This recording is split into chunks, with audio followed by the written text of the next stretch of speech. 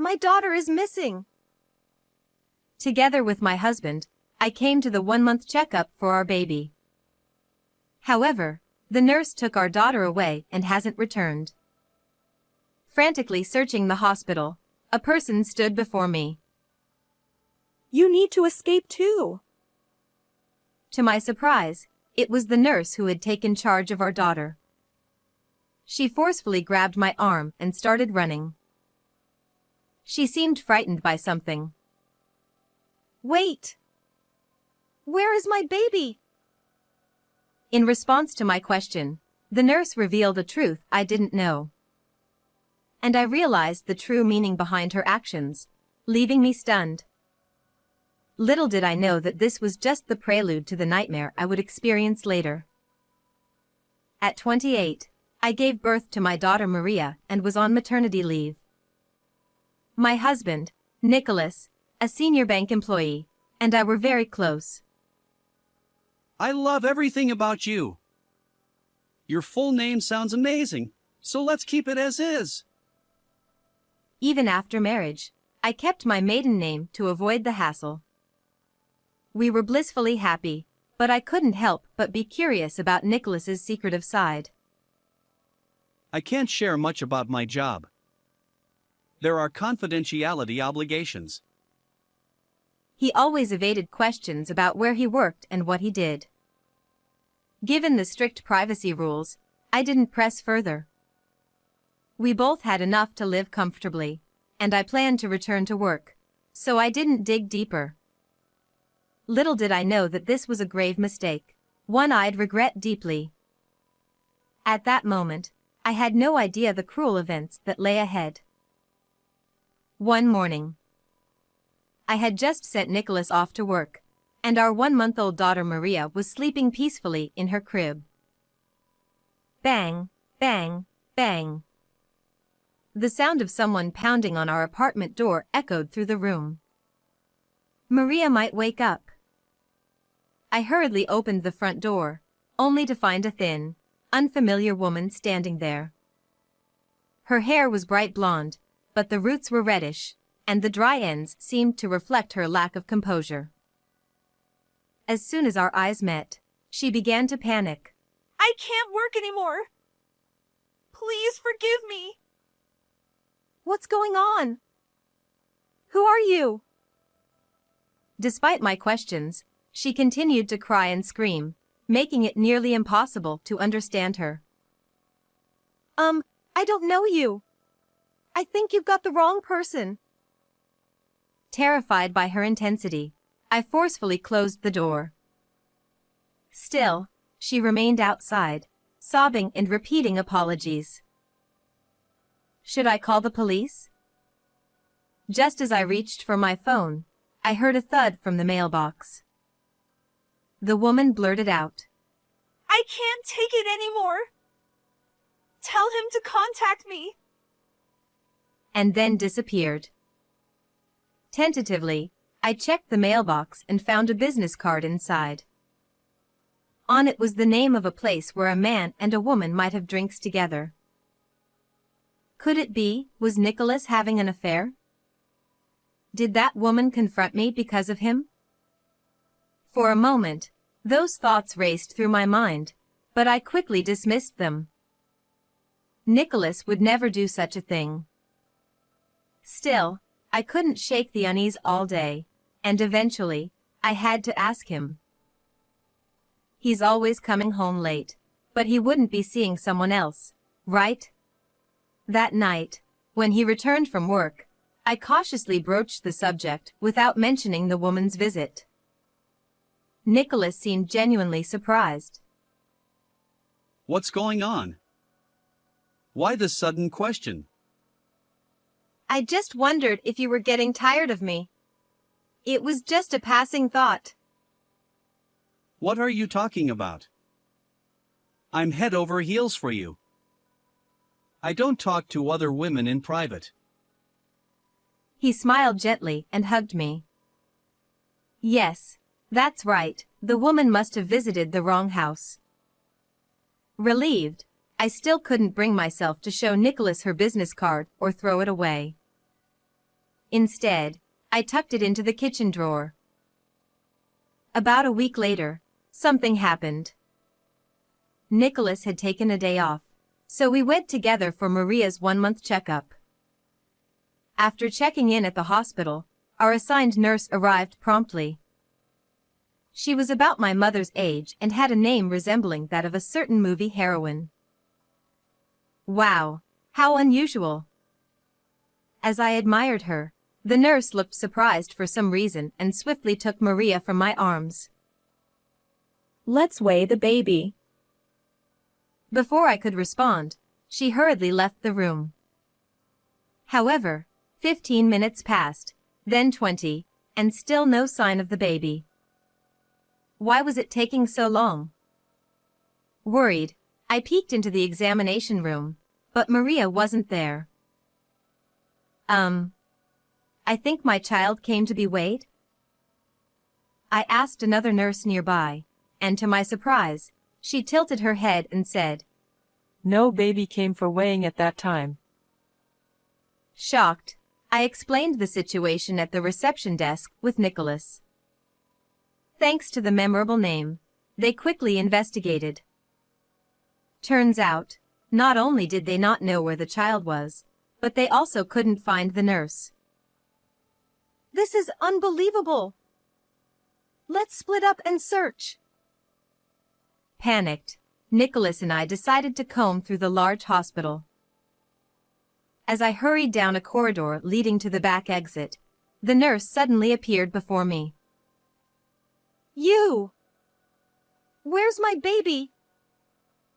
Before I could raise my voice, she urgently signaled for silence. Don't worry. I'll guide you to your baby. And you need to escape too. She grabbed my bewildered arm and led me toward the back exit. She seemed frightened, running away from something. Finally reaching the hospital's rear exit, we found Maria's stroller tucked behind an inconspicuous pillar. There, Maria slept soundly. Oh, thank goodness. Relieved, I reached for my baby, but the nurse swiftly scooped her up. Hey! What are you doing? Ignoring my raised voice, she urged, Quickly! And continued running. Then, as she settled Maria into the child seat of a parked car outside, she instructed me to get in too. What on earth was happening? I couldn't fully comprehend, but determined to reclaim my child, I hesitantly got into the car. The nurse took the driver's seat, and we sped away. Finally, seeming a bit calmer, she cleared her throat and glanced at me. I apologize for startling you. But I couldn't speak there. We're short on time, so I'll explain briefly. As she drove, she began revealing shocking truths, showing me photographic evidence that left my heart pounding. This couldn't be. I wouldn't forgive this. And with each revelation, my anger intensified. After finishing our conversation, we retraced our steps. Although there was a minor commotion at the hospital, we had coordinated our story, so there were no issues. The nurse who had taken care of Maria explained that our daughter suddenly started fussing, and she searched for me before the weight measurement. However, at that exact moment, I had gone to a new restroom in a different building. Unaware of this mix-up, I returned to the original spot and claimed that our daughter hadn't returned, causing a commotion. I apologize for causing inconvenience due to my hasty assumptions. As I apologized deeply while holding our daughter, the hospital staff and Nicholas showed relieved expressions, knowing the baby was safe. After firmly shaking hands with the nurse and bidding farewell at the hospital, I began preparing for revenge. From the next day onward, I met with lawyers, conducted investigations, and gathered evidence. With help from my family, I managed childcare. Then, 6 days after Maria's 1-month checkup. All right, Let's go to the movies and have a dinner date. Excitedly, Nicholas stood in the living room, putting on his jacket. We had arranged for childcare with my parents during the day, planning a rare date night. However, as we headed toward the front door as a couple, we heard a loud pounding. Let me in! Listen to me! The voice belonged to the same woman who had visited us before. Without hesitation, I opened the door.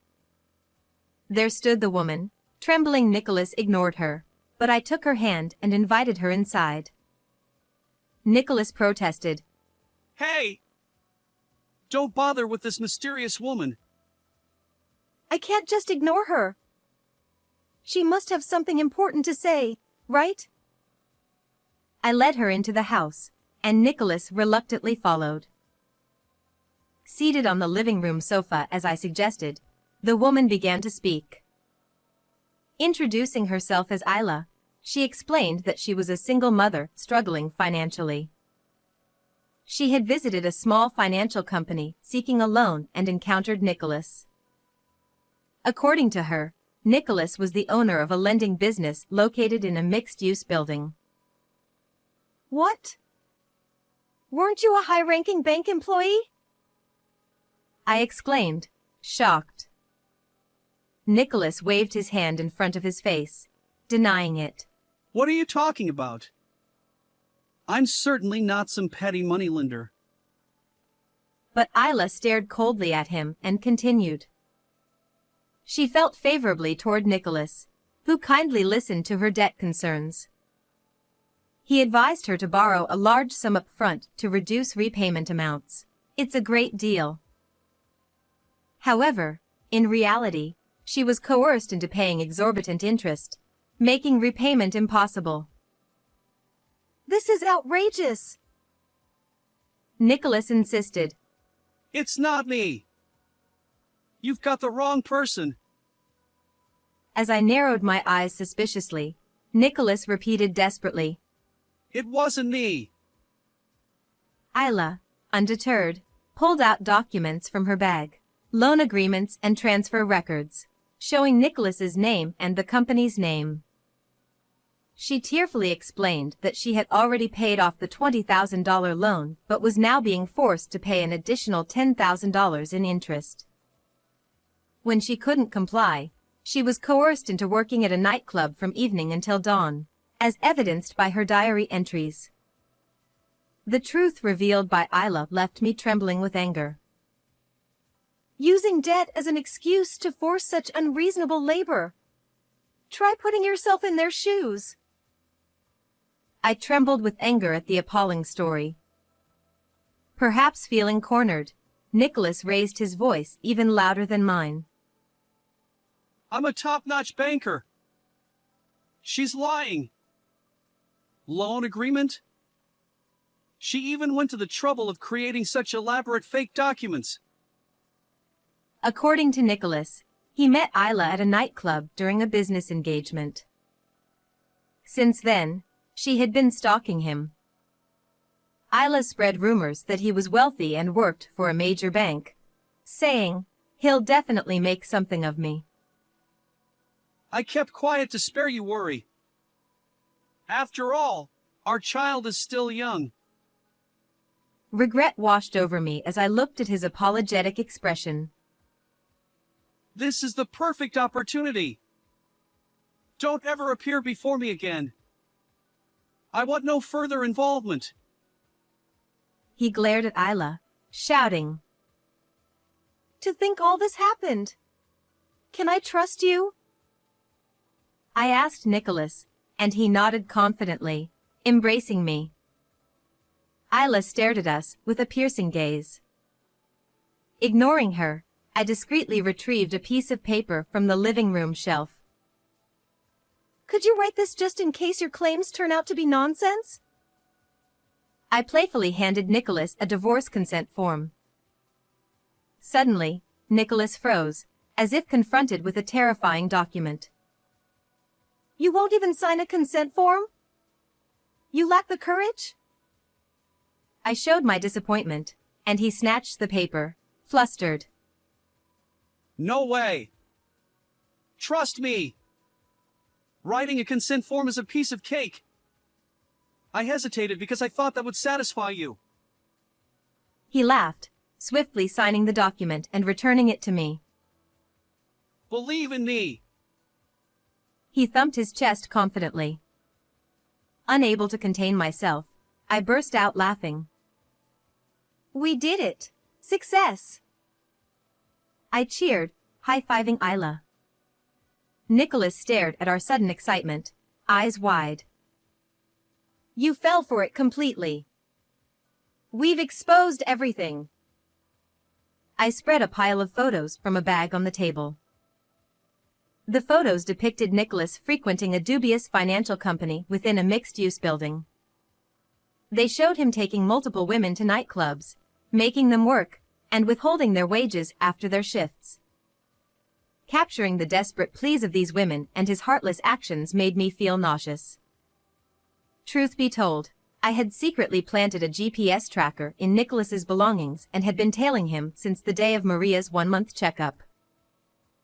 While Maria stayed with my parents, I gathered evidence, discovering that Nicholas ran a ruthless loan shark business. You're no bank employee. I knew it 5 days ago when Isla told me. What? I confronted him with a furious expression. In fact, when Isla first barged into our home, I had used her business card to find her and hear her side of the story. Armed with the facts she provided, we staged this performance together to seek revenge. Fabricating lies and even calling Isla a stalker. Unbelievable. I said, and Isla nodded in agreement. And 6 months ago, you were already using aggressive collection tactics at the hospital. I recalled the story the nurse I met during Maria's one-month checkup shared with me in the car. Surprisingly, she was an eyewitness to Nicholas's aggressive debt collection tactics. About 6 months ago, a woman covered in bruises was urgently brought in for treatment due to overwork caused by being forced to work relentlessly. While doctors and other staff tried to intervene, Nicholas and 2 other men burst into the room, shouting at the woman, Pay your debt. Running won't help. I'll chase you to hell. They even threatened her, saying, If you can't work to repay the debt, we'll use your life insurance. Eventually, before the police were called, Nicholas and his companions left the scene.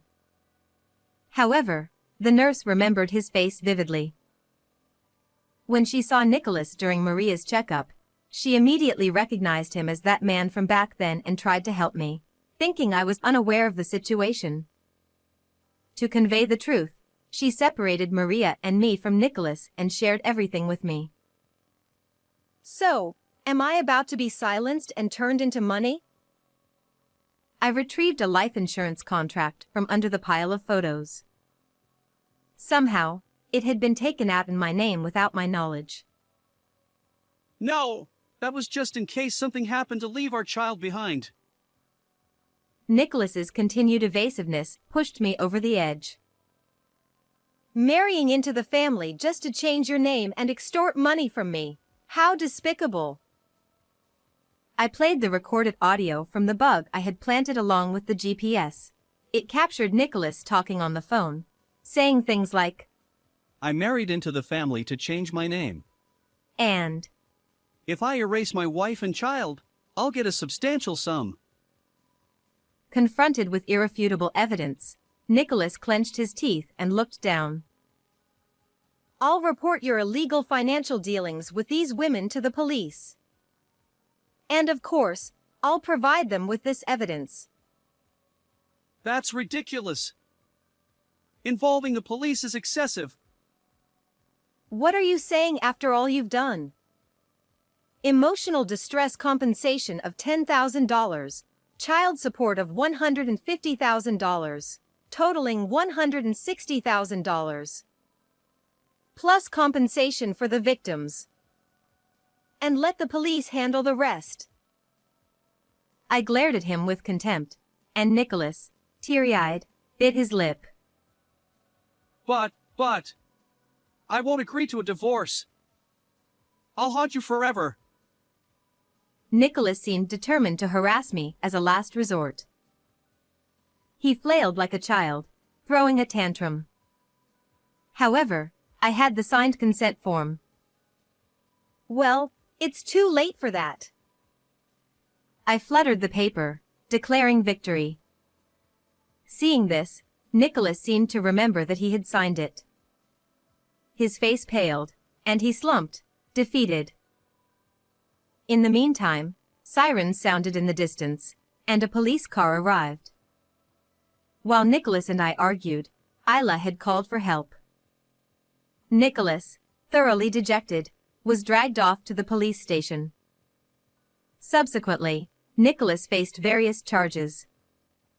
It became clear that he had extorted money from numerous people and forced them to work. Even the police officers interrogating him were furious.